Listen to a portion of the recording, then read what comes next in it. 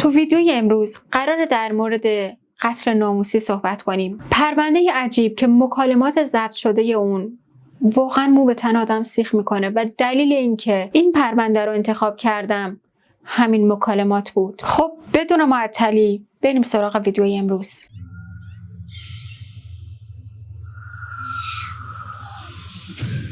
سلام بچه‌ها، به چنل یوتیوب من خوش اومدید. من میرا هستم و تو این چنل پرونده های جنایی رو روایت میکنم و امروز هم قراره در مورد پرونده نور المالکی صحبت کنیم. پرونده امروز رو باید با نور شروع کنیم. نور المالکی به معنی نور خدا.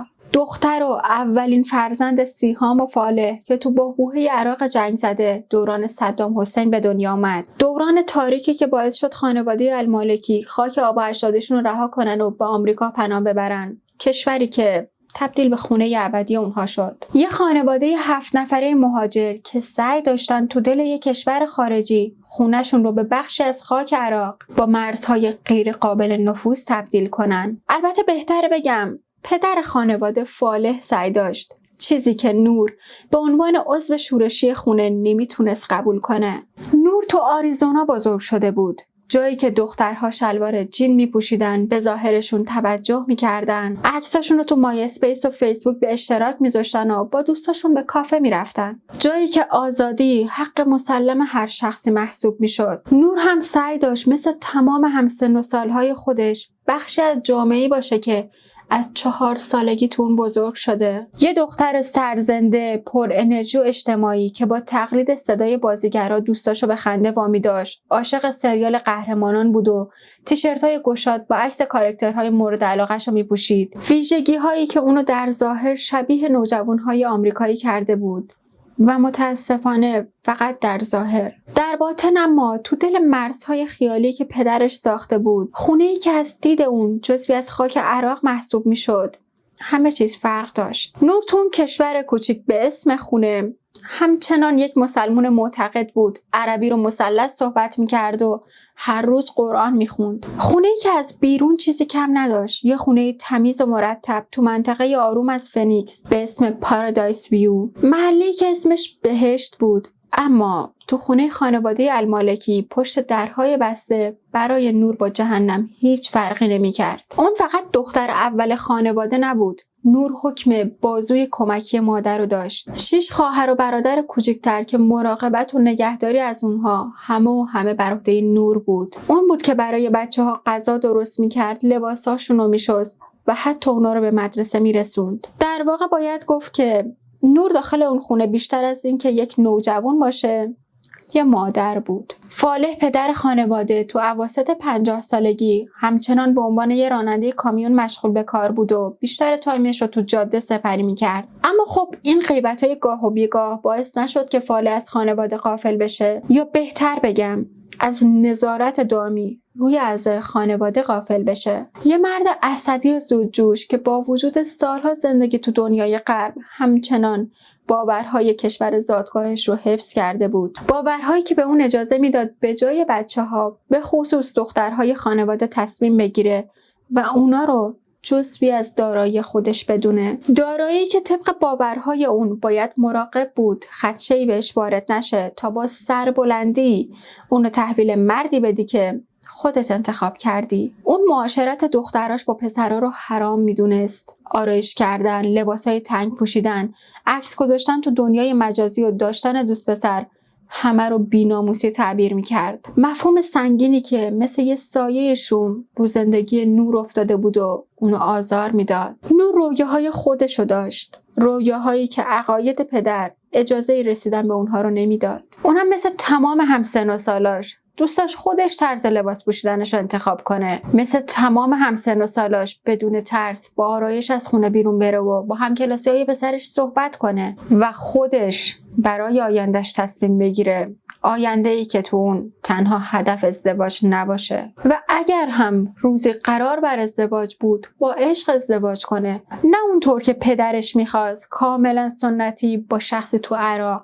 از نظر فالح ریشه همیشه باید به خاک برگرده، حتی اگر تن جای دیگه‌ای رشد کرده باشه. و با این استدلال تنها شخص مناسب برای دخترش یه مرد عراقی تو خاک عراق بود. شخصی که فرهنگ غرب هویتش رو تغییر نداده باشه. تفاوت نگاهی که بالاخره صدای نور رو درآورد. دختری که تا اون زمان فقط سکوت کرده بود و بیرون از خونه دنیای خودش رو ساخته بود. اما حالا با این تصمیم پدر دیگه نمیتونست بیخیال فقط سکوت کنه و این مخالفت چیزی بود که فالح اصلا نمیتونست باش کنار بیاد. از نظر اون نور دخترش داشت از کنترل خارج میشد و باید هر چه سریعتر کاری میکرد. مدتی بعد از این درگیری‌های بین نور و فالح، خانواده مالکی برای دیدار مادر بزرگ بیمارشون به عراق رفتن. البته این چیزی بود که فالح و سیهان به بچه‌ها گفتن و اونا روحشون هم خبر نداشت که فقط 6 تا بلیت برگشت وجود داره. در واقع تمام این داستان خیالی مریضی مادر بزرگ فقط برای کشوندن نور به عراق و ازدواج اجباری اون بود. در مورد اتفاقاتی که تو این سفر بعد از رفتن اونها به عراق افتاده چند تا روایت مختلف وجود داره. بعضی از دوستای نور باور داشتن که فقط یه نامزدی ساده اتفاق افتاد و به عقد رسمی نرسید. بعضی دیگه هم معتقدن که نه، نور اونجا ازدواج کرد، البته به اجبار. اما چیزی که بیشتر محتمله و خود نور به دوستاش گفته اینه که فالح 5 تا برادر رو به اون معرفی کرده و از نور خواسته که بین این 5 تا برادر یه نفر رو به عنوان شوهر انتخاب کنه. مثلا به اون حق انتخاب داده، اما وقتی که انتخاب نور با چیزی که میل پدرش بوده تفاوت داشته، کلاً مراسم رو لغو کرده. با این حال با وجود صحبت‌های خود نور، فالح و سیاه منکر این قضیه شدن و اصرار داشتن که مراسم ازدواج برگزار شده و نور یه زن شوهردار محسوب می‌شده. در هر صورت واقعیت اتفاقات عراق همیشه تو حاله از ابهام باقی میمونه. اما چیزی که با اطمینان میشه در موردش صحبت کرد اینه که چند ماه بعد از رفتن نور، اون بدون شوهر، بدون حلقه، با قلبی که از کینه پدر پر شده بود به خاک آمریکا برگشت و از روز اول برگشت اون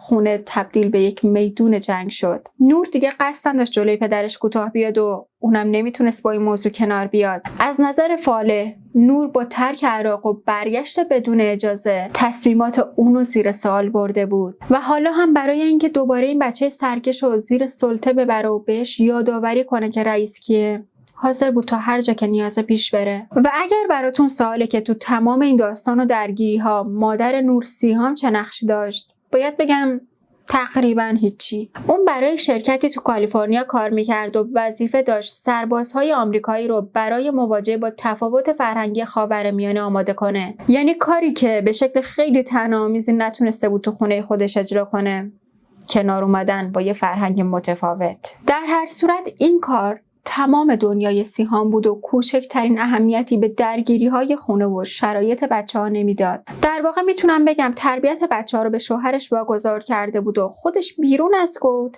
از تصمیمات فالح حمایت میکرد و کاملا با اون موافق بود. شرایط به همین منوال با دعواهای گاه و بیگاه و جو متشنج ادامه داشت تا می 2008، زمانی که دیدن یک عکس فالح رو به سرحد جنون رسوند. عکسی از نور تو فیسبوک در حالی که بین دوستاش ایستاده بود و تو این عکس دست جمعی چند تا پسر هم حضور داشتن. یک عکس دست جمعی ساده که برای فالح لکه ننگ و بی‌آبروی دخترش محسوب میشد. تو اون روز خاص نور مثل همیشه با ماشین خانواده به مدرسه رفته بود و فالح که نمیتونست تا برگشت اون صبر کنه، تصمیم گرفت به شکل متفاوتی زهرش رو به دخترش بریزه. اون با پلیس تماس گرفت تا دزدیدن ماشین رو گزارش بده و امیدوار بود پلیس دخترش رو دستگیر کنه و موندن تو بازداشتگاه و این واقعیت که آزادیش تو گروه رضایت پدرشه اونو سر عقل بیاره و بفهمه که رئیس کیه. اما خب قبل از اینکه نقشش عملی بشه، خواهر نور پنهانی باهاش تماس گرفت و موضوع رو بهش گفت. نور هم ماشین رو کنار جاده رها کرد و پیاده به خونه دوستش رفت. فالح حتی به همین تماس هم اکتفا نکرد و خودش شخصا به اداره پلیس رفت و اعلام کرد که میخواد قانونا از دخترش شکایت کنه و اونو تحت تعقیب قانونی قرار بده تا هر چه زودتر اونو دستگیر کنن. که خب البته پلیس خیلی به صحبت‌های اون توجهی نکرد، چون کاملا مشخص بود که یک دعوای پدر و دختریه. نیمه شب همون روز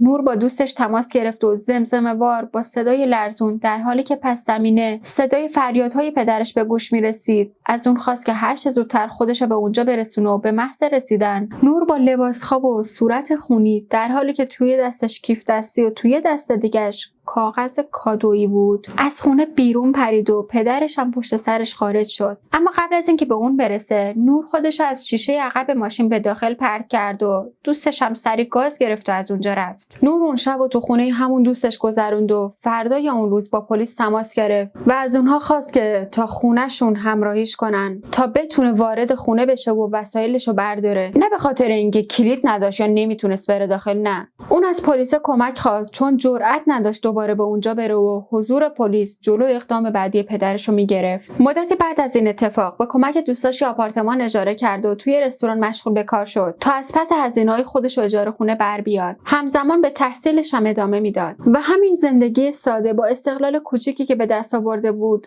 آمال آرزوهای نور محسوب میشد. اما خب متاسفانه این دنیایی که نور ساخت خیلی دوام نیاورد. فقط چند روز بعد از استخدام فاله و سیهام محل کار اون رو پیدا کردن و سرسده به اونجا اومدن تا اونو تحت فشار قرار بدن که این کار رو رها کنه و به خونه برگرده و هرچند نور در مقابل این خواسته ایستاد و مقاومت کرد اما همین سرزدن‌های مداوم و ایجاد مزاحمت تو محل کار باعث اخراج نور شد. روندی که بارها و بارها ادامه پیدا کرد. نور بعد از رستوران باز هم تو مکان‌های مختلف مشغول به کار شد و باز هم فاله و سیام جای اونو پیدا کردن و باز هم سرزدن‌های زیاد و آبروریزی باعث اخراج نور شد و این یعنی اون دیگه پولی برای یک زندگی مستقل نداشت و در نهایت به ناچار به خواسته اونها تن داد و به خونه برگشت. ولی خب این برگشت به این معنی نبود که درگیری‌ها و جو سمی خونه هم تموم شده بود. نه، تنش و درگیری‌ها همچنان به قوت خودش باقی بود و این بار برای بار دوم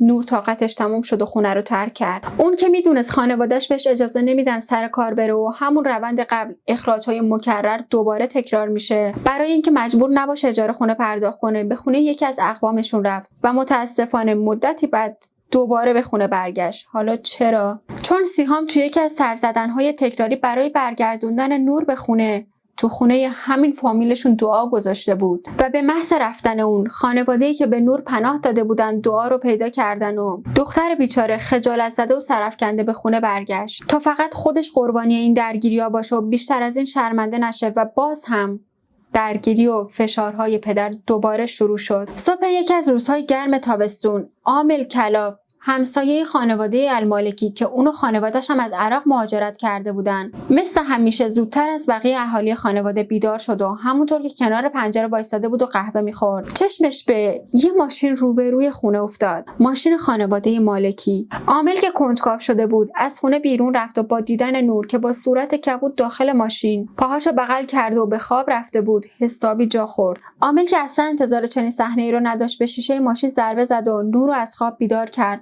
و اون رو به داخل خونه برد و وقتی از اون علت خوابیدنش تو ماشین رو پرسید نور با بغض به عامل گفت که والدینش اون رو کتک زده و از خونه فرار کرده و الان جایی نداره بره و با گفتن این جمله بغضش ترکید. گریه پرسوزی که قلب عامل رو به درد آورد و همون لحظه تصمیم خودش رو گرفت. اون نمیخواست این دختر آواره خیابون‌ها بشه و نمیتونست قبول کنه که یک پدر اینطور دخترش رو آزار بده. از اون لحظه به بعد عامل نور رو مثل دختر نداشته خودش قبول کرد و جزئی از خانواده کلاف شد و این برای فاله یعنی خیانت. نور با این کار جایگاه اونو به عنوان مرد، رئیس، پدر زیر سوال برده بود. از نظر فاله نور اونو بی‌عرضه جلوه داده بود و تو چشم بقیه عراقی‌های اون محله فاله الان یه مرد بی‌عرضه بود، مردی که نتونسته دختره خودش رو هم کنترل کنه. و آیا تو فرهنگی که مرد سالاری حاکمه این قابل قبول بود؟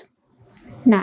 با شروع اقامت نور تهدیدهای مکرر و آزار و اذیت‌های فاله و سیام شروع شد. فاله از هیچ کاری برای ترسوندن عامل دریغ نمی‌کرد و مطمئن بود بالاخره این آزار و اذیت‌های مداوم و ترس همیشگی باعث میشه اونا نور رو رها کنن و اون دوباره به خونه برگرده. اما خب این اتفاق نیفتاد. عامل و شوهرش کاملا از نور حمایت میکردن و پشت اون بودن و این حمایت خشم فاله رو بیشتر و بیشتر کرد. خشمی که با شروع رابطه نور با پسر عامل مروان به اوج خودش رسید. نور حالا برای فالح یک بی‌آبرویی، یک ننگ تمام عیار محسوب میشد و تهدید کرد که اگر نور رابطه‌شو تموم نکنه و به خونه برنگرده اتفاق بدی در انتظارشه. بعد از این تهدید نور با کمک عامل برای گرفتن حکم منع دیدار و رعایت فاصله قانونی علیه پدرش اقدام کرد، اما مثل اکثر قربانیان خشونت خانگی پیگیر شکایتش نشد. شاید از روی ترس،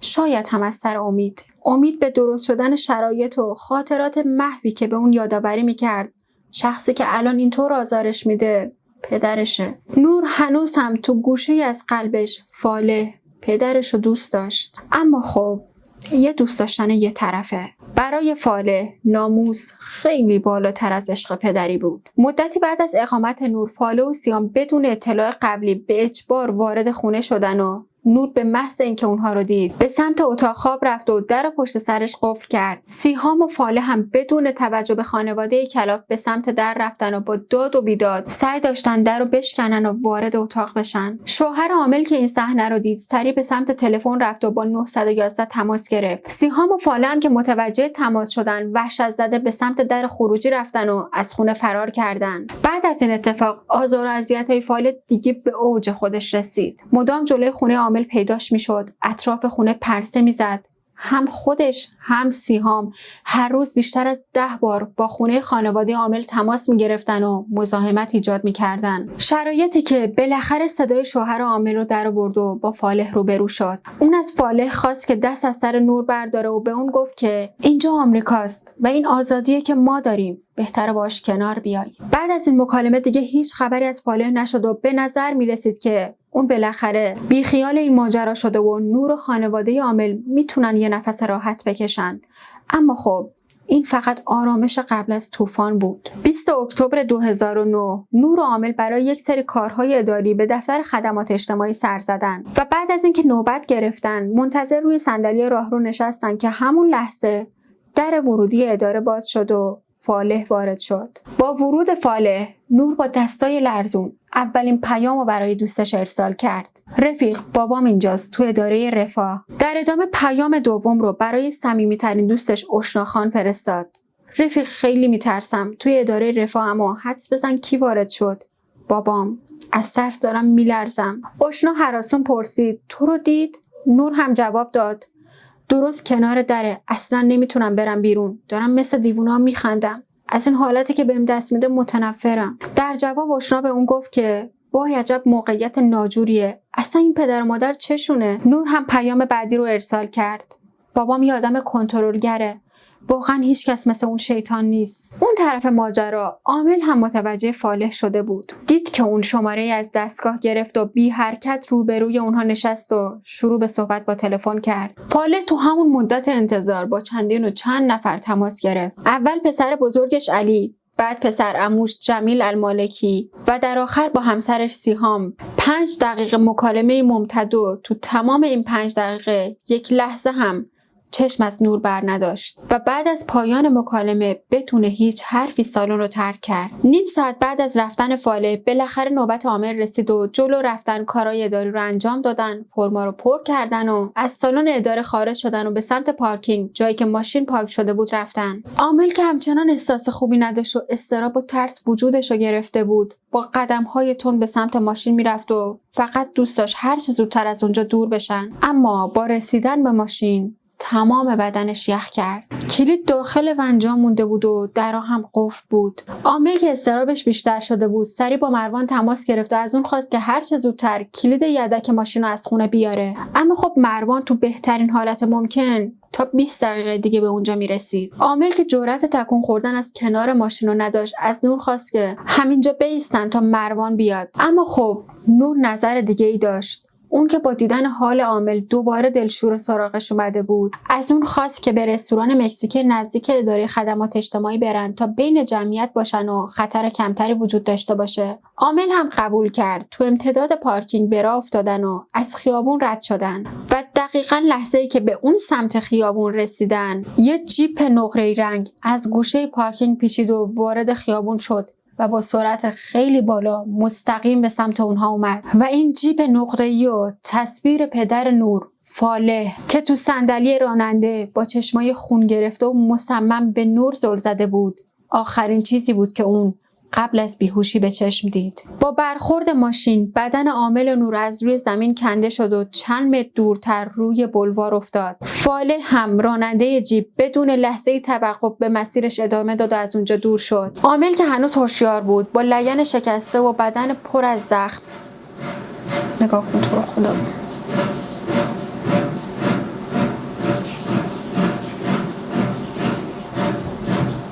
عامل که هنوز هوشیار بود با لگن ترک خورده و بدنی که پر از زخم شده بود خودشو کشون به سمت دیوار برد و همون لحظه چشمش به نور افتاد. دختری که حالا خون روی صورتش تشخیصش رو غیر ممکن کرده بود و جریان قرمز رنگی که از سرش راه افتاده بود نشون میداد که اون اندازه عامل خوششانس نبوده. چند دقیقه بعد آمبولانس و پلیسا به اونجا رسیدن و سریع نور رو به بیمارستان منتقل کردن. بدن نور عملاً خرد شده بود. تمام استخوان‌های بدن از جمله نخاع شکسته بود و خونریزی داخلی داشت و کاش فقط همین بود. کاش نور میتونست حداقل روی ویلچر آزادی رو تجربه کنه، اما متاسفانه آسیبات اون به همین جا هم ختم نشد. نور دچار ضربه مغزی شده بود و با وجود تلاش‌های زیاد پزشکا امیدی به زنده موندن اون نبود. تو همون دقایق اول وقتی پلیسا تازه به صحنه جرم رسیده بودن، عامل که هنوز هوشیار بود و میتونست صحبت کنه به اونها هویت راننده رو گفت. اون دقیقاً این جمله رو تکرار کرد.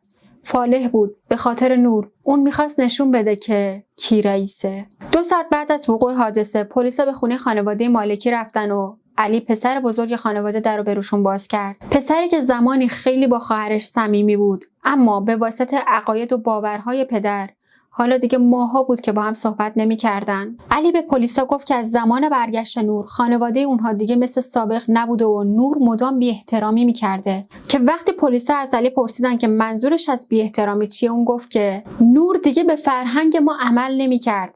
رفتارش مثل یه دختر غربی شده بود و همین جمله، اینکه غربی بودن از نظر علی بی احترامی محسوب می شده، همین خودش به تنهایی نشون میده که علی چقدر دنباله رو و معتقد به عقاید پدرشه. که اینو از ریاکشنش بعد از شنیدن خبر تصادف نور هم میشه فهمید. سکوت و فقط سکوت بدون کوچکترین احساسی، انگار که خودش از قبل میدونست. در ادامه پلیسا از علی پرسیدن که به نظرت پدرت کجا قایم شده و جواب داد که پدرش معتاد به قماره و اغلب شبها رو تو کازینوی مخصوص سرخپوست‌ها وقت میگذرونه. اون به پلیسا گفت که فکر میکنه پدرش نمیتونه دست از این عادت برداره و احتمالاً حتی بعد از این اتفاقی که برای نور افتاده دوباره به کازینو میره. شاید برای منحرف کردن پلیس این حرفو زد.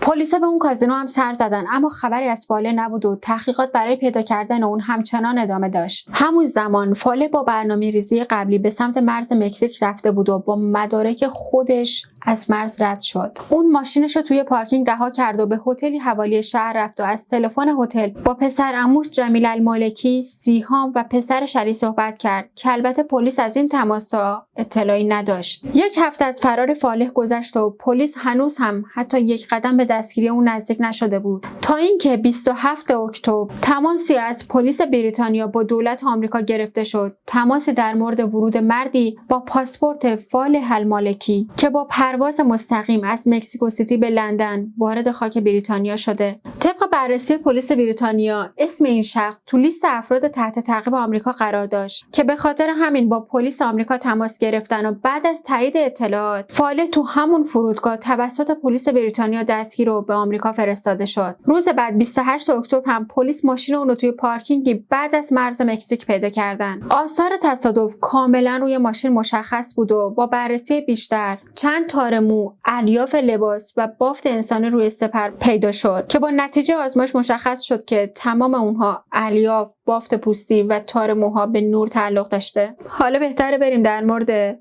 دفاعیه فالح صحبت کنیم و به نظرتون چی بگه خوبه؟ اون به پلیسا گفت که فقط قصد داشته نزدیک اونها بشه تا رو صورت عامل توف کنه، اما کنترل ماشین از دستش خارج شده و با اونها برخورد کرده. و لازمه همینجا به این موضوع اشاره کنم که طبق برآورد پلیس سرعت فالح زمان تصادف 40 کیلومتر بر ساعت بوده که خب همین خودش برای اثبات عمدی بودن تصادف کافیه. دیگه بهتر وارد این قضیه نشیم که چقدر فالح احمقه و چه توجیه مسخره‌ای آورده، چون خب مسلماً کسی اگر با سرعت 40 کیلومتر بر ساعت بخواد رو صورت یه نفر دیگه آب دهن بریزه برمیگرده تو صورت خودش. فالح در ادامه عامل رو مقصر این اتفاق دونست. اون به پلیسا گفت که عامل دخترش از اون دزدیده و اونو بر علیه خانواده‌اش تحریک کرده و این عامل و خانواده‌شن که باعث مرگ دخترش شدن. اون دخترش رو دوست داشته. وقتی کاراگاه‌ها عکس نور رو روی میز گذاشتن و از نور پرسیدن که اگر دوستش داشتی چرا این کارو باهاش کردی، فالح بعد از چند دقیقه سکوت در حالی که سرش رو پایین انداخته بود و انگار با خودش صحبت میکرد گفت دخترم نباید اونقدر آمریکایی میشد.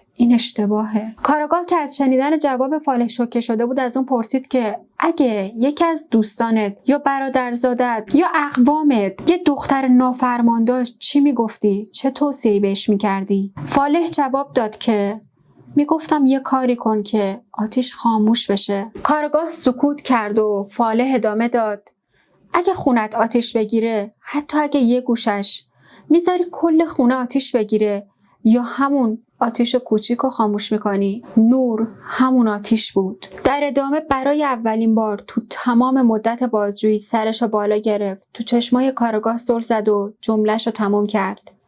این فرهنگ ماست. 2 نوامبر 2009 ساعت 11:45 صبح دستگاه‌ها از نور قطع شد و با مرگ نور فالح حالا با پرونده قتل ناموسی مواجه بود. و حالا میخوام توجهتون رو به تماس‌های ضبط شده فالح تو زندان جلب کنم. تماس‌هایی که تو اون خبر مرگ نور رو برای اولین بار میشنوه و بیاید عکس‌العملش رو ببینیم. حالش چطوره؟ کی؟ نور مرد. واقعاً؟ آره، تموم شد. و فکر میکنید عکس‌العمل فالح بعد از شنیدن این جمله چی بود؟ هیچی. فقط یه جمله. خب حالا باید مراقب خودم باشم. تماس بعدی تماسی از طرف سیهان بود. سیهان با گریه به فالح گفت نور رفت فالح، من دخترم از دست دادم. نور رفت، دخترم رفت، دیگه نیست. و فالح تو اون لحظه فقط به خودش فکر میکرد و جواب داد و من چی؟ من چی میشم؟ سیهان با جمله بعدی میخ آخر رو به تابوت فالح زد. تو هم رفتی. ژانویه 2011 بالاخره دادگاه فالح برگزار شد. مکالمات ضبط شده فالح تو زندان، پیامک‌های نور تو روز حادثه، اعتراف خود فالح تو بازجویی که گفته بود دخترم آتیشی بود که باید خاموش میشد و شواهدی که روی ماشین فالح وجود داشت به عنوان مدرک توی دادگاه ارائه شد. عامل هم به عنوان شاهد به جایگاه اومد و اتفاقات روز حادثه رو شرح داد. با وجود تمام این شواهد، وکلای فالح همچنان به دفاعیه مسخره اون، یعنی آب دهن ریختن و منحرف شدن ماشین تاکید داشتن که خب مسلماً اصلاً قانع کننده نبود و کمکی به فالح نکرد. و در نهایت 4 هفته بعد از شروع دادگاه و بررسی تمام مدارک، فالح المالکی گناهکار را به اتهام قتل عمد به حبس ابد با امکان آزادی مشروط بعد از 34 سال محکوم شد. فالح دقیقاً قبل از اعلام حکم به عنوان صحبت آخر گفت که کاش من می‌مردم نه اون. و اگر کسی این حرفو میشنید مطمئناً فکر می‌کرد که این پدر از کشتن دخترش پشیمونه. اما نه، فالح هیچ شباهتی به یک پدر پشیمون نداشت و میخوام این پرونده رو با تماس ضبط شده فالح و علی تو زندان به پایان برسونم. تماسی که نشون میده فالح واقعا پشیمون نبود. با وکیلا صحبت کن، بهشون بگو که این قتل عمد نبوده، بگو یه اشتباه بوده. باید قضیه رو به سمت مسئله ناموس ببری، فرهنگ عراقی، غیرت. از کنسولگری عراق بخوا با دولت آمریکا تماس بگیره، براشون توضیح بده این درباره بی‌ناموسیه. بگو یه عراقی بدون ناموس هیچی نیست. بشینین روبروی کنسولگری، پلاکارد دستتون باشه، بنویسید ناموس عراقی با ارزشه، یا من جنایتکار نیستم، بنویسید من چیزی ندزدیدم، من فقط از خونم دفاع کردم. بعد ادامه داد بهشون بگید برای یه عراقی ناموس از همه چی مهمتره. ما یه جامعه قبیله‌ای هستیم، این قابل تغییر نیست. من که یه غریبه رو نکشتم، دختر خودم بود. خب اینم از پایان ناراحت کننده و تلخ و هرس درار امروز. تا پرونده چند روز آینده، خدا نگهدار.